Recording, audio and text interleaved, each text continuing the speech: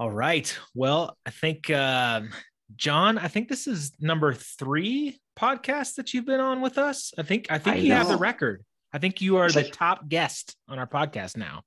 I've got a bag packed. I'm actually moving in this weekend. I know you didn't know that. Hey, I got a basement, I got a bedroom, I got a bathroom. We're good to go. Chain me to a post in the basement. Give me a typewriter. I'm good to go. Perfect. Well, Stu, you've been a guest most on our podcast because normally you're just like along for the ride. So I think you never mind. That's just rude. I know You're an amazing podcast host. Thanks, Stuart. man. Appreciate it. I love it. Yeah, John, we're lifting me up. Thanks for lifting me up. You're welcome, buddy. John, we're super excited to have you for the third time.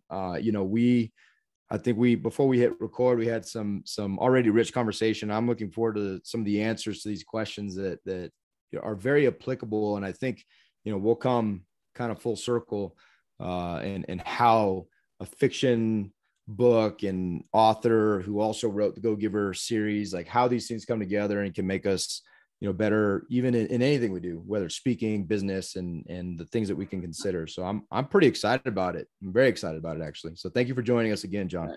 Hey, my pleasure. I mean, I told you, my wife she told me she's jealous. She's out shopping right, and I'm jealous because you're going to talk to the guys and I'm not today. So I'll tell her we had a lousy time. It was no good. Yeah, it's terrible. Fun. No laughter. Fun. It's terrible. Stu, you got any dad fails recently? Or any dad stories? Man, let's see. I was trying to get my kid. This was actually last week prior to you and I going on our little trip.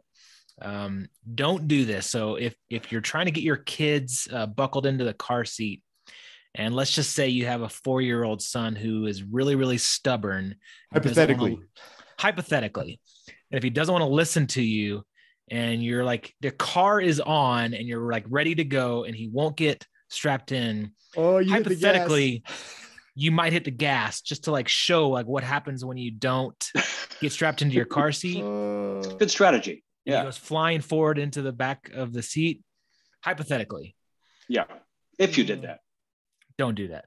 Don't do that. Okay. Don't do that. Okay. Yeah. That's good. Hashtag dad fail. Yeah. I'll remember this. That is a dad fail. That's just saying. Thank you for that, Stu. I will keep that in my mind as I ponder having my kids sit into their seat to not hit the gas while they're not buckled in, because something could potentially go wrong there. So yeah, that's great. No, that's brilliant insight. All just a hypothetical situation. If we have any police officers listening, this is 1000% hypothetical. Never happened. Would never happen. Would never have. It's fiction. We're talking about fiction here. We're talking about fiction today. We're talking about fiction today, and he just made that hypothetical up. And I mean, we're very responsible adults, guys. So come on, like if you thought that we would really do something that stupid, that's your fault as a listener. That's right. It's on you guys. It's on you guys. Okay, so let's change subjects here because that was just all hypothetical. Let's get on to this super cool book that's in the background here called Cold Fear. Yeah, John, give us the background. Where did this come from? Because you're a nonfiction writer only, right? Yeah, I mean, I've published over 30 books, and almost all but 2 have been nonfiction. So this is new. It's like a whole new career for me, a whole new track to run on, and it's this is the second book in the series, Cold Fear. The first book, as your audience knows, is called Steel Fear. Came out a year ago, and it is a series that has a hero, a very troubled, traumatized, and now fugitive from the law U.S. Navy SEAL named Finn. No last name, or if he has a last name, he doesn't know what it is. He's forgotten. He literally doesn't know. So Finn X, he calls himself. And Steel Fear, Steel Fear took place in an aircraft carrier, and Finn had been dropped out of this aircraft carrier for reasons that nobody on the carrier knew, and he wasn't too clear on himself, and ended up stalking a serial killer in the middle of the Pacific Ocean. It was a locked room mystery, the locked room being an aircraft carrier with 6,000 souls on board. And we talked about that book. That book was fun. So the big question was, for Brandon, my co-author, the Webb on the cover, Brandon Webb, who is a former Navy SEAL, the big question for Brandon and myself was, okay, where do we go now? It's like, where do you go from an aircraft carrier? Because a big part of Steel Fear was the environment, was the carrier. Such a weird environment. I mean, weird in the sense of so foreign, so unfamiliar to most people. So a big part of that book was painting the environment in such a way, so vividly, that you, the reader, felt like you're there. Like you could imagine completely what it felt like. You could smell it, you could taste it, you could feel it rock. You knew, well, it didn't rock. You could feel it, right? And at the same time, if you were in the Navy or if you'd been there and you knew carriers, you'd go, yeah, they got it right. So that was the challenge of that. So where do you go next? Submarine, plane, helicopter, spaceship. Iceland? So we went to Iceland. That's where we are. That's where we are today. So that's Cold Fear is what happens to Finn next after he escapes basically the USS Abraham Lincoln. And it's a few months later, and he shows up in Iceland in the middle of winter. It takes place during the week between Christmas and New Year's. And Finn arrives in Reykjavik, capital of Iceland, looking for someone, looking for three someones, looking for three former teammates. What he's really looking for is answers to what has happened to him and who killed the man who, if he had any friends, would have been his best friend, Lieutenant Kennedy. So that's the deal. He arrives in Reykjavik, and the night he arrives, this young girl, for reasons nobody understands, runs down the street barefoot, slips into the corner of a pond under the ice sheet, and drowns herself. And of course, Finn, newly arrived in town, soon becomes the prime suspect. So that's the engine that starts off Cold Fear. Yeah. And let me, that, while very succinct and a great summary, I'll tell you the first book and this one now. So at the time, about a year ago when we got it, and this one now that I'm reading it in kind of in the middle of it, warning, disclaimer, you cannot hold this podcast responsible for your lack of sleep. If you're a nighttime reader, I'll tell you, I love it. And that's what's so intriguing. We'll get into this conversation, but I love, I just love what it does to my brain and gets things going. And I'm a nighttime, a lot of times I read before I go to bed. And I was telling you last night, I woke up around 11:30 midnight to, I didn't realize what time it was until my Kindle hit me in the face. And I was like, oh, I probably should close this and go to bed now. Yeah, sorry, I apologize. It's so good. They're so good. And I'll tell you, as I'm reading it, because I know you and we've had you on before and read your other books, the Go Giver series that we talk about often.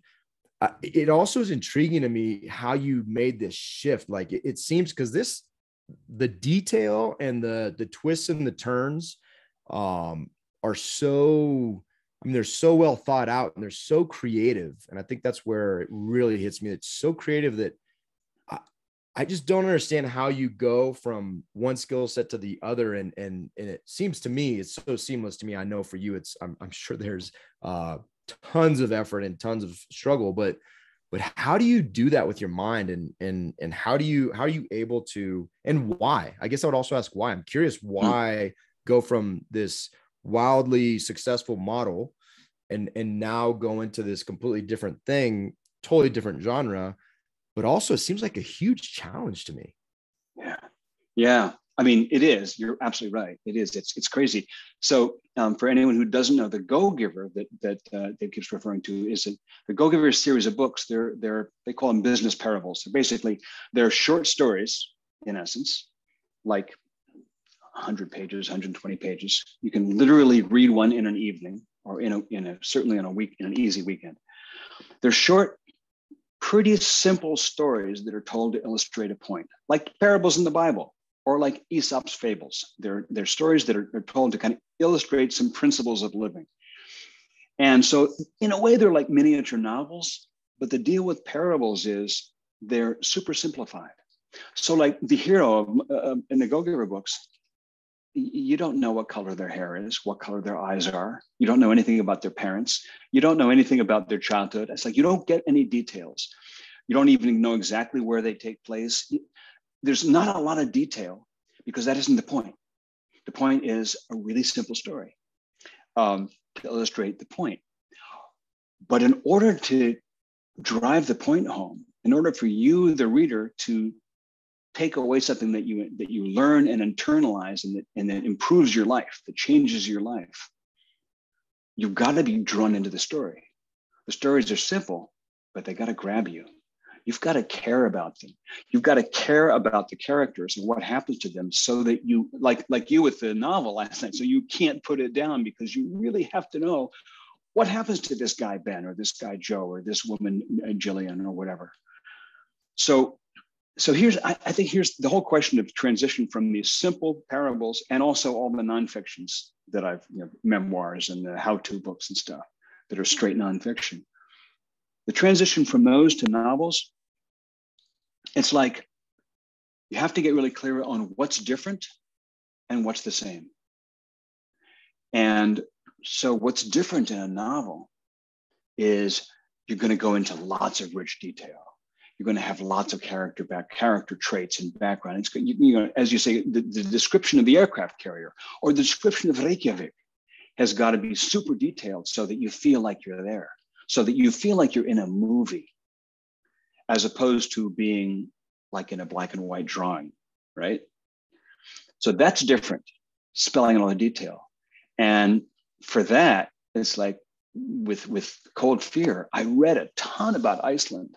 I read a ton of novels that are set in Iceland. I watched documentaries about Iceland. You just steep yourself in the subject as much as you can and absorb it. So that's different. What's the same is that it's a story. And the story only works if you care about the characters.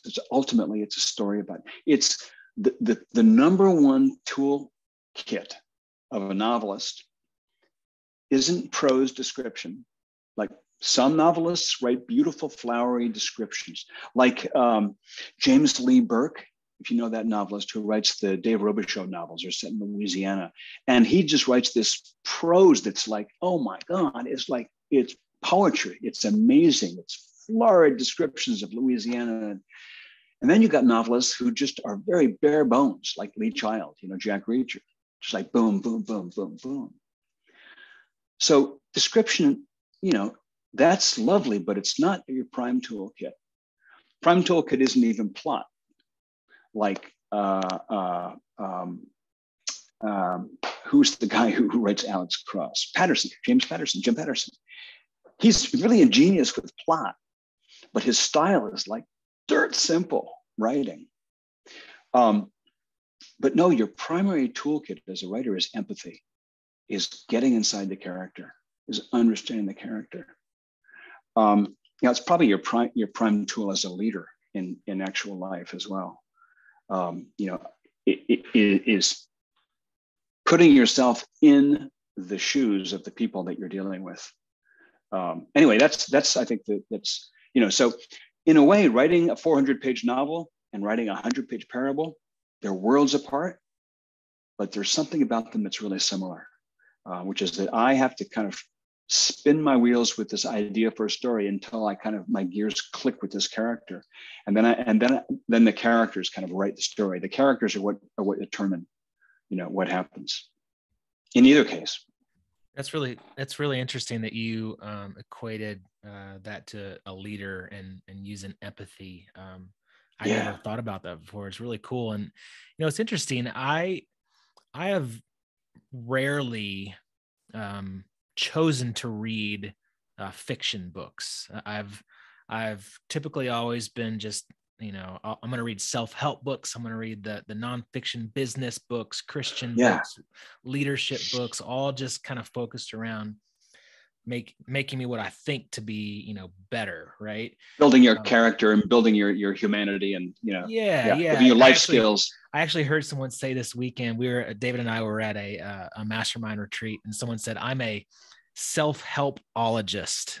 And I was like, yeah, that's me. I'm a self-helpologist. Yeah. And but David, he's an English background in college, and he does read a lot more fiction books. And he tells me, like, he's like, yeah, it really helps me open up my brain. And so I'm just curious, from someone who's written only a few now. I'm curious if there is benefits as a business guy, an entrepreneur, as a self-helpologist, to choose to read more fiction books. And I'm just kind of curious, what you think towards that. Yeah, I mean, the first thing for me is that reading is like eating.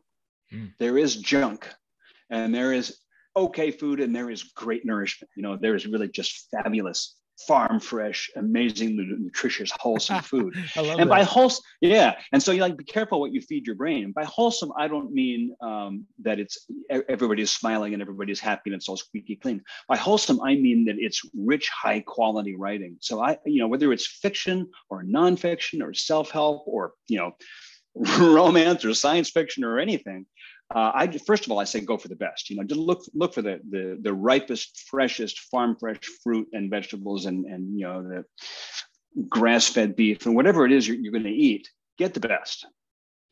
But then, I got this. I was just saying before we hit record that Brandon and I got this questionnaire from a thing we're doing for the Jack Carr organization, which was like 10 questions that we were both answering. And one of the questions really caught me. It said, do you think your books more reflect reality or are really meant as an escape from reality? And I'm like, I have never subscribed to that idea that novels are give people an escape from reality. I don't, that's not my thought at all. To me, a good novel, even more a great novel, helps you connect with your reality, helps you contact reality, teaches you more about reality, engages you more in the real world. Because novels, when I was a kid, I read a book called Born Free, right? Later became a famous movie and a famous song and all. But when the book came out, it was a book about this woman, Joy Adamson, who lived with these lions in the African bush, right? Famous book. And I read the whole book, and at the end of the book, in a little afterward, the lion died. And I remember reading that. And then around the same time, this summer, I was 7 years old, I read Old Yeller, right? At the end of Old Yeller, Travis, whatever his name is, has to shoot the dog because he might have rabies. He was bitten by a rabbit something. And so he shoots the dog. And man, when he shot the dog, I was a mess. I was crying and I was upset. And I was like, oh my God. I still am when you read that book as an adult. Yeah, You're like, it just crushed me, man.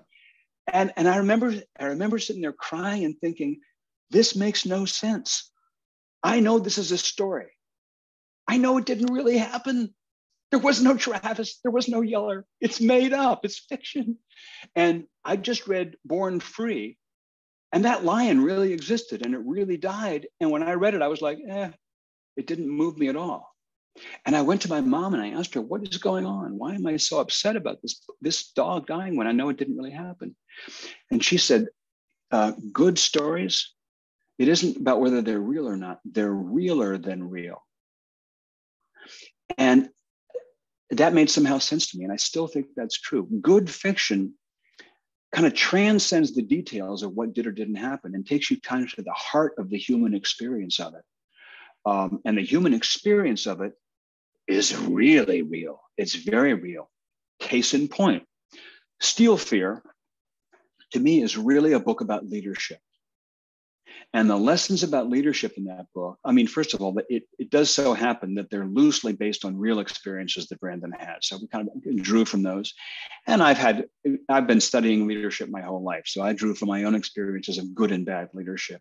So you read this novel that's fiction that didn't really happen, but there's great content in there about what it looks like to be a genuinely fantastic leader, what it looks like to be a mediocre leader, and what it looks like to be a really terrible leader. And this new book, Cold Fear, is about friendship in a way. It's about friendship and betrayal. And it has examples of humanity in there about what does it mean to be a friend? What does it mean to be loyal to another person? What does it mean to be betrayed? What does it mean to betray? And I think those things, we take them. And at the same time, when you read a hero like Jack Reacher, or you read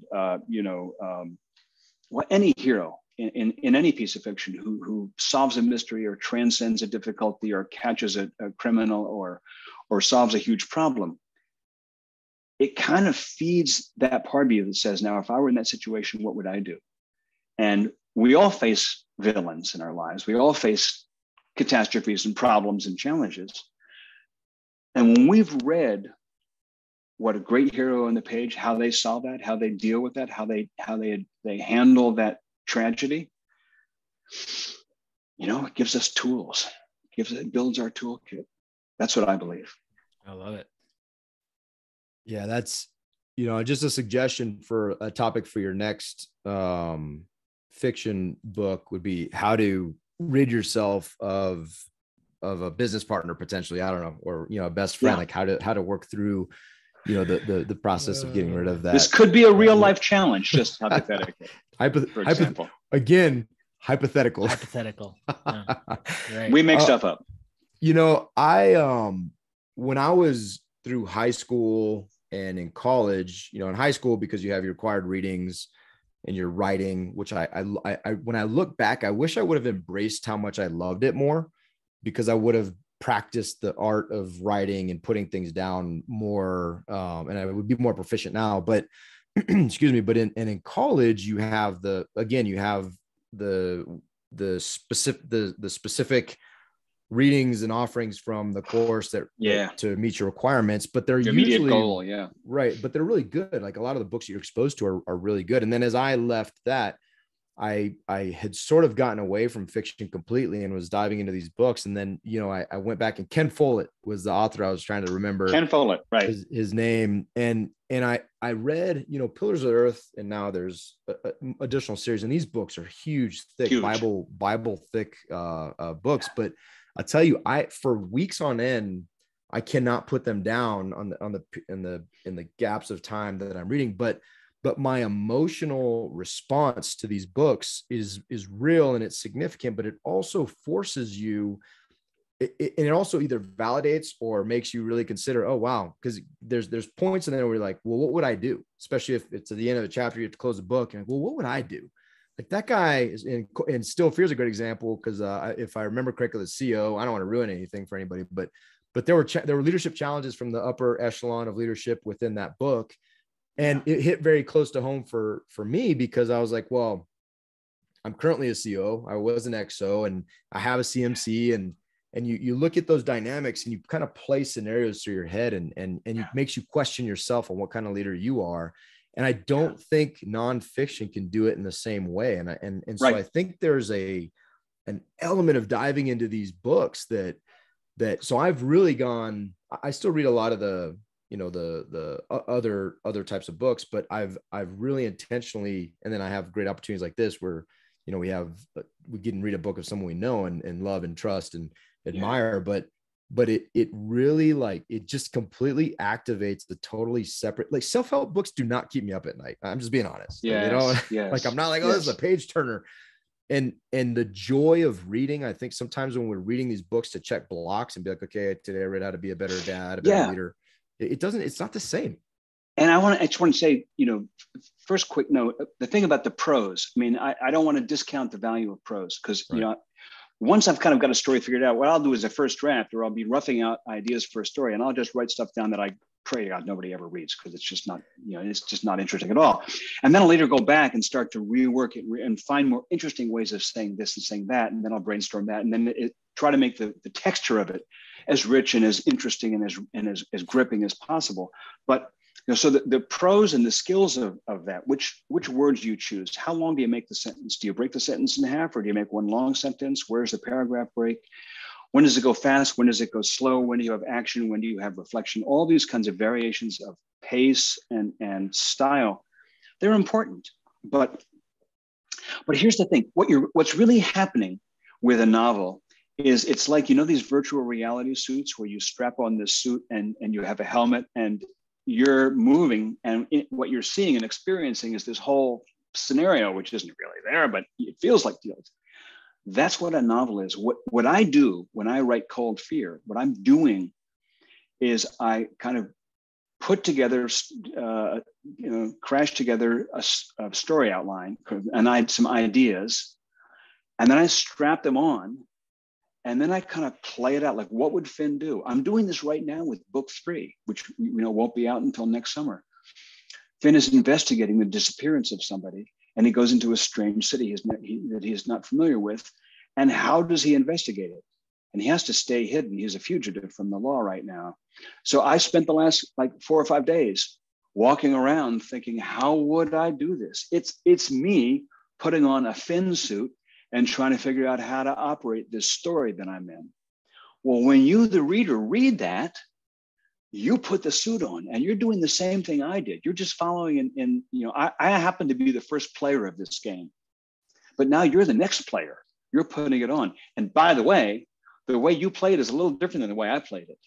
Because even though my words are on the page, you're reading them from your experience and your memories and your sensation of life that you've had up to this point. So that's what you're really putting on Jack Reacher, or you're putting on Philip Marlowe, or you're putting on, whoever the character is, and you're walking through the story. And when you take the story off, when you finish the game and you take the story off and you put it back in its kit, you're a little different. You've had this somewhat transforming experience. That is the hope. Well, and I think it really was formative to me to hear people like Admiral Stavridis and General Mattis talk about, and even what's his name, Warren Buffett, like these very influential people at the top of their game within their industries, for them to talk about not only how much they read, but what they read, and the fact that those guys and those gals, they incorporate in fiction very, very intentionally to really, whether it's to help creativity, to put themselves in, Mattis said that when he puts himself in a book, I think it was Mattis or maybe it was Stavridis, I can't remember, but one of them said when they put themselves into the book, in the scenario, it helps them to work through a thought process that they've never been in a military situation that they felt unprepared for. And that's really interesting. Really I love powerful. That. Yeah, it was very insightful. And so when you apply that to business, when you apply that to, there's so many ways that you can apply that. Your own family life. Like, I think we miss out in being this generation of, especially high achievers, but this generation of self-help junkies. I think we rob ourselves of the richness of storytelling and also practical application of going through the exercise of putting ourselves into a story and wearing it and carrying it. And what would we do in that scenario? I think that the nonfiction stuff is supremely valuable. You read something by Malcolm Gladwell or by Covey or by somebody who's got some really great things to say and observations, and it's super valuable. What I think that a story does is it helps you take that knowledge and integrate it. Make it part of how you actually behave, because it's really easy to go to a seminar or a weekend workshop or to read a book, close the covers of the book, fly home from the seminar, and now you're the same old person. You haven't integrated that stuff. It hasn't become part of your life. And you can make notes in your daily planner, say, well, make sure to do this and this and this, but it still doesn't really stick to you. It's like, it's like eating a mineral supplement and your body doesn't absorb any of it. Stories help you absorb knowledge. Stories help you absorb wisdom. In the Finn books, I try to do 2 things. I try to have 2 different stories going, 2 different threads going. There is what you'd call the procedural, because I think this reflects our lives. There's the procedural aspect, which people love, and it's fascinating, it's interesting. It's like watching CSI or something, where somebody has to figure out a mystery. You've got to follow clues and unwrap something. And usually, so far in all the Finn books, there's only several different procedurals going on. In book 1, the CMC, Jackson was trying to figure out these murders, and at the same time, Finn is trying to figure out some. So there's different procedurals going on, which is trying to figure out what's going on and what to do about it in the external world of our lives, right? At the same time as there's this internal journey happening for Finn. there's this sort of internal quest. It's almost like an internal procedural, but it's like Finn is also, he is a troubled dude. He has holes in his memory, which is, he's largely valued for his memory in the military. He's supposed to be a professional observer and analyst and reporter of, I think that's what a sniper does. It's an intelligence asset first and foremost. And he's got these big gaps in his memory. He has these huge holes in his childhood memory. He has tremendous trauma in his history, both childhood and recent adulthood. And he's got some big gaps in his personality. This is a challenged dude. And, I don't want to give anything away. That's why I'm stammering. In Steel Fear, he comes to some pretty startling memory realizations at the end of the book.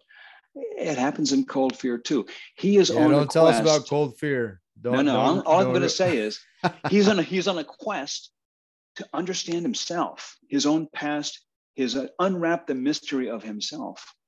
And I think that all of us, to a greater or lesser degree, are trying to figure out how to negotiate our world. And we're also trying to unwrap the mystery of ourselves, because every one of us has some level of mystery to ourselves. It's like, what makes me tick?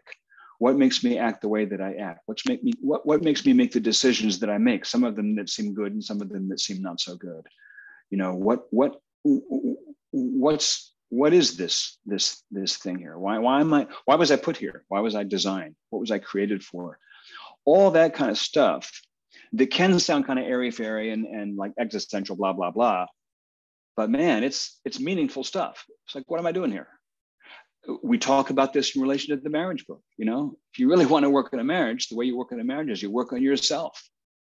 Warren Bennis said the real challenge of leadership, I forget the way he says it, and I put it in the book that Dan Rockwell and I did.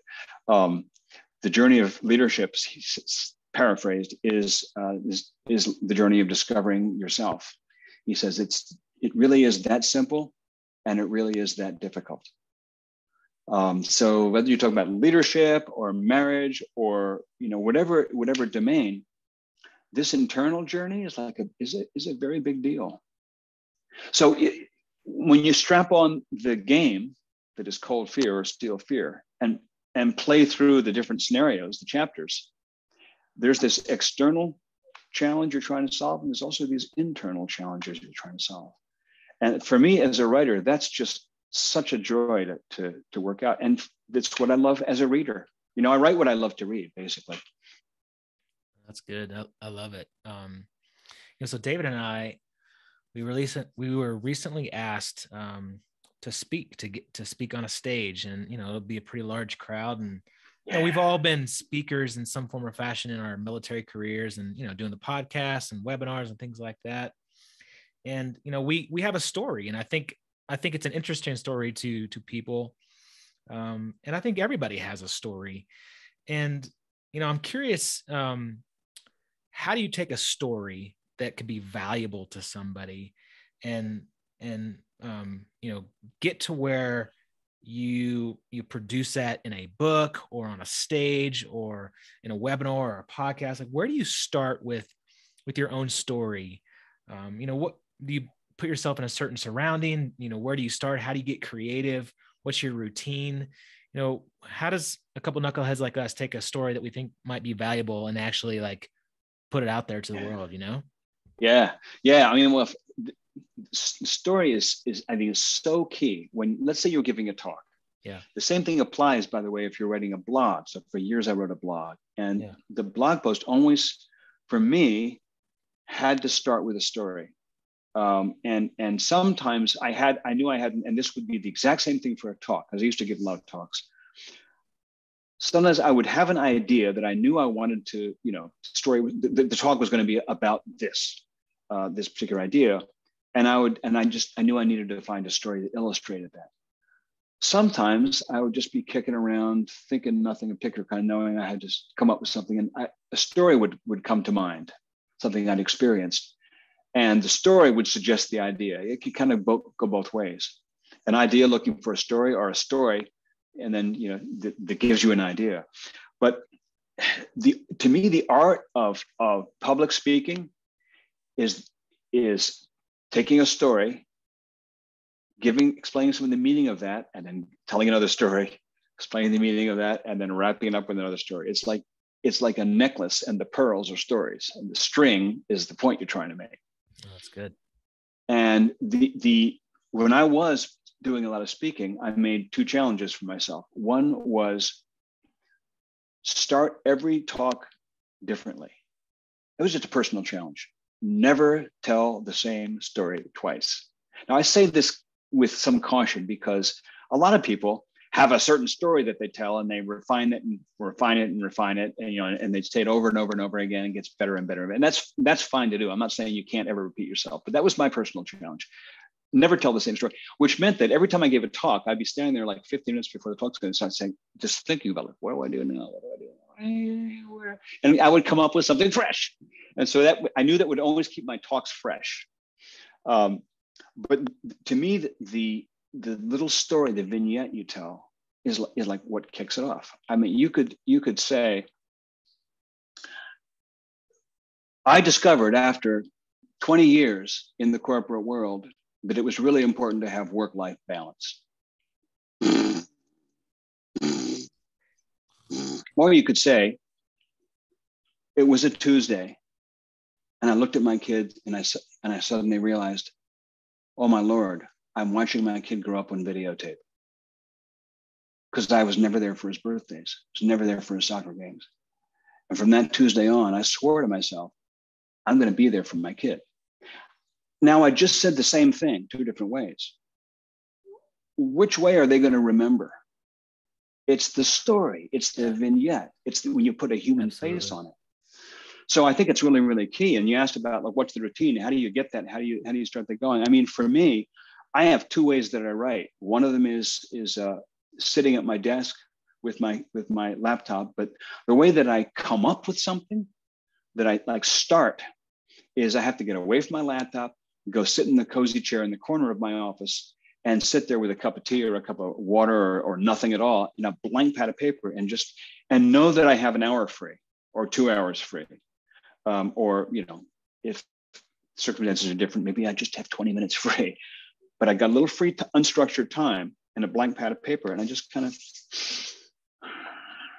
think about the readership or the audience, and start asking myself questions like, what do they want to know? What do I know that could possibly be of any value to them? What is it people are hungry for? What has ever happened to me that I would want to share with them? Just asking questions like, what's the first thing I remember about my parents? What's the first thing I remember about school? Who was my favorite teacher? Just kind of interviewing myself until a question suddenly trips a story or trips an idea, trips a thought. Obviously, if you've got a given topic, then questions are all around that topic. But to me, starting with a blank slate and just gently peppering myself with questions, soon a fish jumps out of the surface of that pond, and then boom, okay, we got a place to start. That's good. Yeah, that's one of the things that we've committed more to, and really more on my plate from the perspective of Stu and I and the efforts we're doing to, some of the new things that we're looking at starting, really putting our time into this mastermind that we're starting. And one of the things that I've signed up for, because I love it, but 2, I think it's very applicable is writing, is doing, starting with blogs. And so just hearing you say your process is really a golden nugget for me, because I'll sit down and but like giving yourself the permission to turn everything off, and it's being very unstructured, and then just start asking yourself questions, start writing. Cause I think, my style and what I've currently got a Word document, if anybody looked at it, they'd be like, what in the world? You got like 17 different starts to things. But that's the way that, I'm a squirrel kind of guy anyways. So then a thought will come in and be like, oh, this would be a good topic. So I'll write down 2 sentences, and then I'll think of something else, and then go back and develop those out later. Because knowing, like you said, that as things come out, there's probably some good there's some good thought there that would potentially be beneficial. But even like asking, I like the idea of asking a bunch of questions, like interview yourself, and then just maybe one sentencers, just a whole page of one sentencers, and then go back. And before you know it, you've got 15, 20 blog posts that you're putting out there. And again, it's not to put out there. It's important questions, right? Like value add, like what, I love what you said. What do people, you look at your surroundings, like, what do people want? Like, what do people want? What people need? Like, what kind of message and what do they not need? And I think that's really, that's awesome. And one question I had for you is, I feel like a lot of times I'll go back to the stuff I've read, the more creative stuff, and also the nonfiction stuff, draw a lot from that. But I'll go back to a lot of that stuff to create the content that writing is filled with. And so in my mind, to create a good story, well, step one is read a lot, because it'll help you bring a lot together. And I think that really is another, that question. And I'm curious if that's part of your life.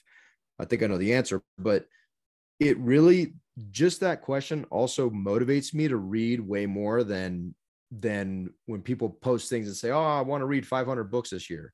Like, that's awesome. But that's just like to me, that's kind of, that's just a check in the block. But when you ask yourself, how do I create a better story? Like, I feel hungry for content right now. Yeah. I've had people ask me, when you read for work or do you read for enjoyment? And I'm like, wait, those are different. Yeah. Yes. Somebody didn't tell me that. I never heard about awesome. it. So I'll give you an example and I totally agree. Great writing starts with great reading. Good writing starts with good reading. And if you're really curious, mediocre writing also starts with mediocre reading. So here's an example for me. In Cold Fear, there's a villain named Boone. And I won't do a lot of spoilers, don't worry. But there is this villain. This guy is like seriously deranged guy. His name is Boone. And I was writing Boone, and I'd written a couple of scenes, and it just weren't working. I mean, it was like he was a little bit too cartoony. It was kind of smarmy, and it was just kind of smart alecky. And it was just, every tone I struck, it just felt like a false note. It just didn't feel engaging to me on the page. And so rather than trying harder, which usually almost never works, rather than trying harder and pushing my pen at it, I put it aside. And I said, what do I read? So I picked up a copy of No Country for Old Men. I had never read this book. I saw that is a scary guy right there. That is like the scariest villain I have ever read in my life. It's terrible, yeah. Awesome. He is terrifying, man. This guy, Anton Chigurh. And so I read. I was trying to remember. I knew it was a CH. Yeah. I'm like, what is his name? Chandra Chigurh. Yeah. It's like, what does that mean? It's like a chigger. He's like a chigger. This guy is like a force of, literally like a force of nature. He's like the grim reaper of the Southwest. And so I read the book. And of course, I'd seen Javier Bardem do the role in the movie, which was also terrifying. But in the book, it's even more terrifying. And after I read the book, I was like, And now I kind of like knew how to write Boone. And Boone isn't like Anton Chigurh. It isn't like, oh, he did that, and so I'll do that. It's more like it just blew fresh air into my corners of my brain, and it gave me a feeling for how to write him. Or said better, it didn't give me a feeling for how to write him. It sparked him to life in my head. So I think that's what great reading does for you. Whether you're going to write something, or whether you're going to give a talk, as you're saying, reading the great stuff. I mean, who will ever forget the sentence, if you want to change the world, make your bed, right? Like a whole book follows that. Yeah. But the whole book will stick in your head because of that. That's the power of words. I'm just curious. This actually just came to mind.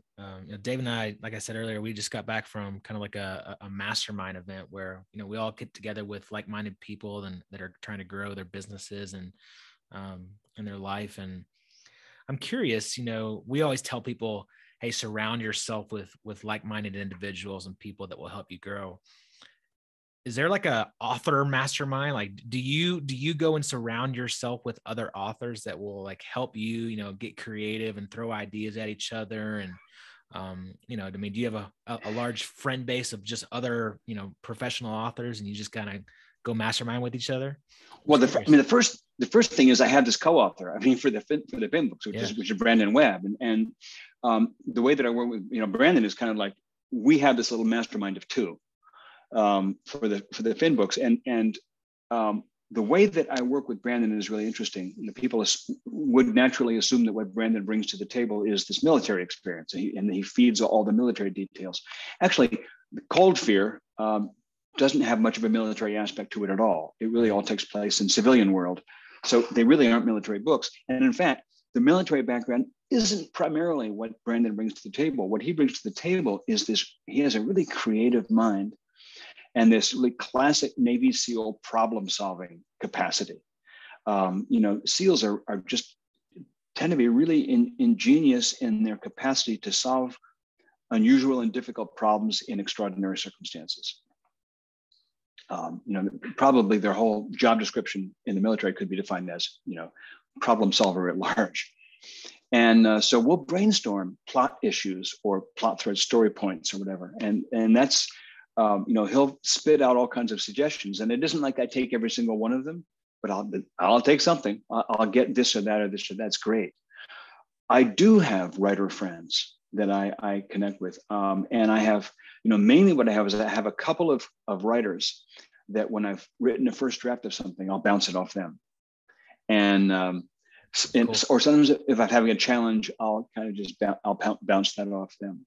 Yeah. What's happening with the crime novels, with the Finn books, is that I'm starting to get to know other crime writers, which is really, really fun for me, because in a way I'm sort of collecting a circle of writer friends, more so now in the fiction world than I ever did in the nonfiction world, although it exists there too. So yeah, I mean, I think having a mastermind of people who have faced the same challenges you face, done some of the same kind of things you're doing, and bring their experience to it, it's invaluable. One of the first things I did when I started writing crime novels, by the way, was there's a particular novelist, a British guy, lives in the UK, and he writes crime novels that I really admired. And his character is really unusual. She's psychologically damaged in a pretty profound way that I admired. And I wrote to him and told him how much I loved his stuff. And he wrote back, and we went back and forth, and we struck up a friendship. And it's just been hugely influential in my approach to the Finn books. Yeah, that's really that's interesting, because I was explaining. It's hard to explain something like a mastermind, or there's hard to explain something like being a fiction writer, I imagine. It's hard to explain these things. And I was having dinner with somebody last night, try to explain to him, he said, well, what are you going to do? Like, what's the job? Like, what's that look like? And so, Stu and I are very committed to this mastermind we're creating. And I'm like, hey man, this is going to be the thing. I'm kind of cutting all the other distractions out, and we're really focused on this thing. And when you start from the base of what is a mastermind, you're like, wow, man, I gotta, get beyond this. But I love how, I think as you hang out with people and as you surround yourself, be very intentional.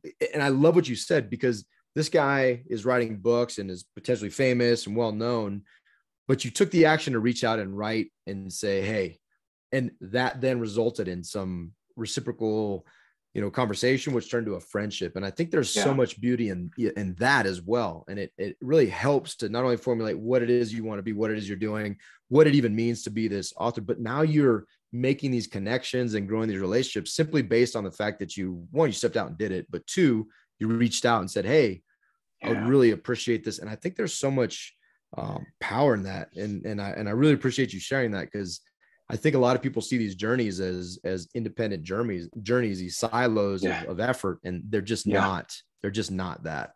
Yeah. Yeah. I mean, I think a mastermind, sometimes I describe it as it's like a men's group. Now, the mastermind may not be all men. It may be a mix of men and women. It may be all kinds of people, but people can identify with it. You guys can identify with what a men's group is. Yeah.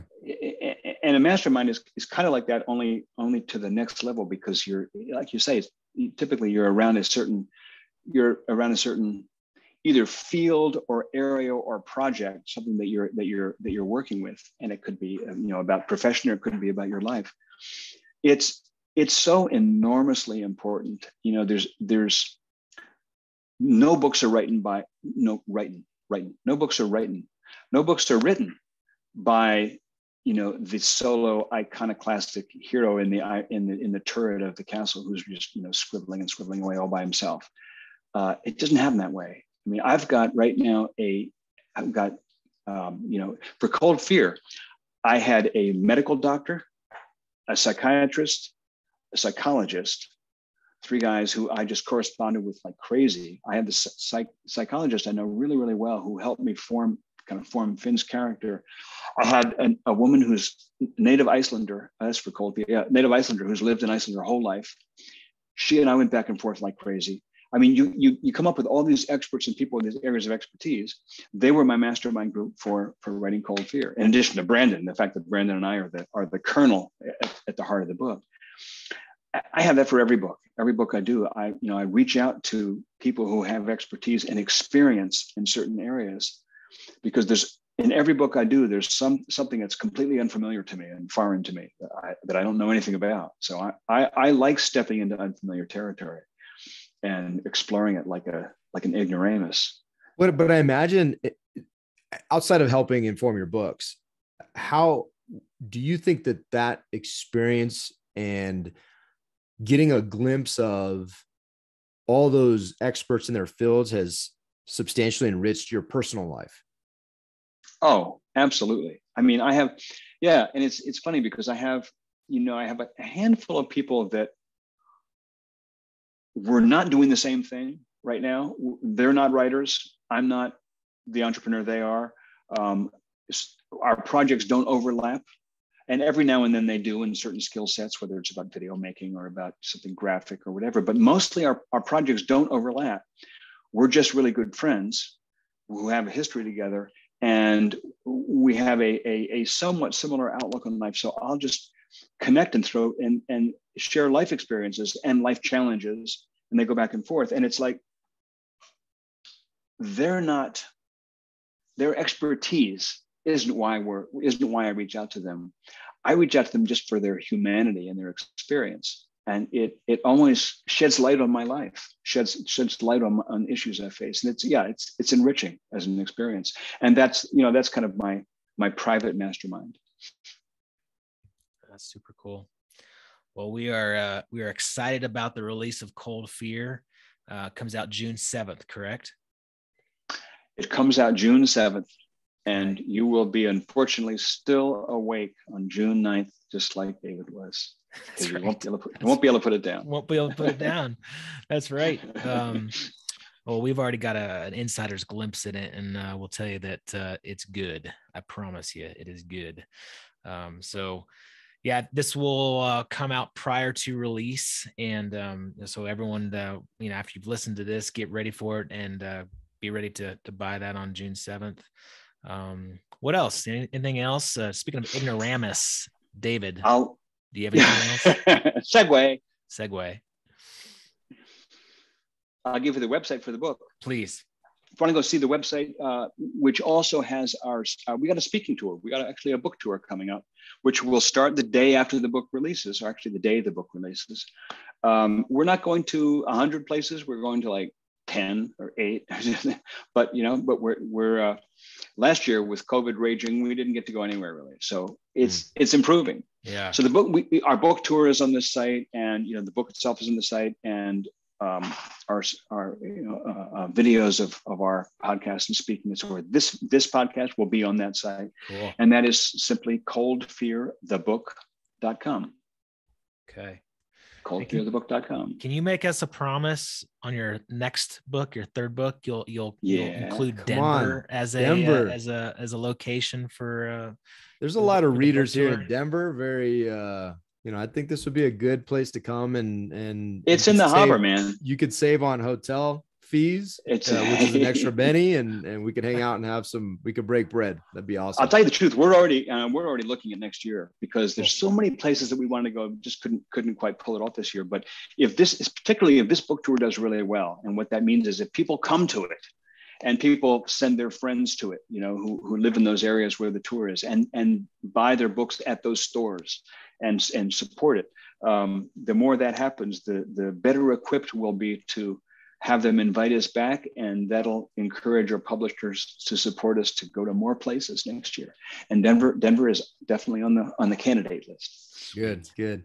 Yeah, no, this was great, John. It's always, I leave every one of our conversations, whether recorded or our personal conversations, with a bunch of notes and thoughts and ideas. And I'll tell you, I honestly I was thinking through as you were talking, I feel a hunger to consume these, the idea of some other books that I haven't read. And then specifically the books that, right now being Cold Fear and I'm thinking of the line. It's funny because where I left off, and once we sign off, I don't want to ruin it for Stu, but where we left off is like this complete gripper. And I'm like, wait, what? And then I had to close it to come, do a podcast, which is great. But I'm extremely grateful for you and Anna, and just super excited for your continued success and these books that you're putting out. But also, for our audience, I would just encourage you to if you're kind of stuck in that nonfiction only mindset, open up a little bit and go get a fiction book. And a great place to start is Still Fear. And then June 7th, you'll be primed for Cold Fear. But I think it really does help. If you have a good story, it helps at whatever leadership position that you're in. If it's in a wardroom, if it's whatever the equivalent in the Army and the Air Force and the Marine Corps of a wardroom is. But if you're in that setting, or a mess, or whatever it is, or you're in industry and you're just we're all leaders in some capacity, I would encourage you just to explore the idea of fiction, like you said, good fiction, to not only enrich your thought process, but also potentially build empathy and ultimately leadership. And I think it's such an amazing tool, and it's enjoyable. I mean, it is really fun to read a really good. I lost the joy, a couple of years back I forgot the joy of reading a really good book that just forces you to stay up all night and turn pages. And this is that, right? This is another one. So congratulations to you and Brandon, and look forward to what else you guys put out, because it's awesome stuff. Hey man, thank you guys so much. Anna and I are rooting for you guys. We can't wait to watch you as your enterprise develops over the years. Appreciate it. Appreciate it, John. It's always a pleasure and an honor to have you on. Guys and gals, hey, get ready, go read the book. We'll post the website in the show notes. Hey, we'd love a 5-star review. Greatly appreciate that on iTunes or any podcast platform that you listen to. And most importantly, go fill your storehouse. Make it a great day, friends. Thank you, John. Tell Anna hi and give her our love. I'll do it. All right.